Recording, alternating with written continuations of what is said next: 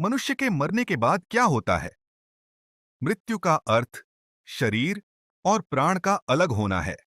जब शरीर काम करना बंद कर देता है और आत्मा शरीर से निकल जाती है, तो इसे पहली मृत्यु कहते हैं। परमेश्वर ने सबसे पहले मनुष्य के शरीर को मिट्टी से बनाया।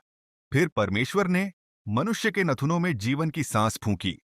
दूसरे शब्दों में, जैसे गुब्बारे में हवा भरते हैं, वैसे परमेश्वर ने उनमें आत्मा फूंकी। आत्मा और प्राण सोचने, भावनाओं को महसूस करने, याद रखने और मानसिक और आत्मिक कार्यों के लिए जिम्मेदार हैं। लेकिन आदम के पाप करने के बाद मनुष्य में आत्मा मर गई। प्राण ने मनुष्य को संचालित किया और तब से मनुष्य देह और प्राण से बना है।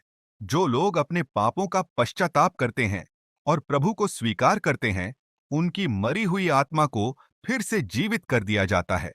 वे फिर से आत्मा, प्राण और देह से पूर्ण हो जाते हैं।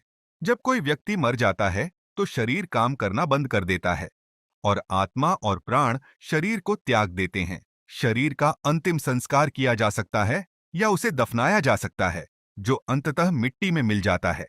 लेकिन आत्मा और प्राण नष्ट नहीं होते हैं। वे परमेश्वर के न्याय के समक्ष जाते हैं। यह न्याय बाइबल में कही गई बातों पर आधारित है। इब्रानियों 9 अध्याय 27 पद में कहा गया है कि और जैसे मनुष्यों के लिए एक बार मरना और उसके बाद न्याय का होना नियुक्त है।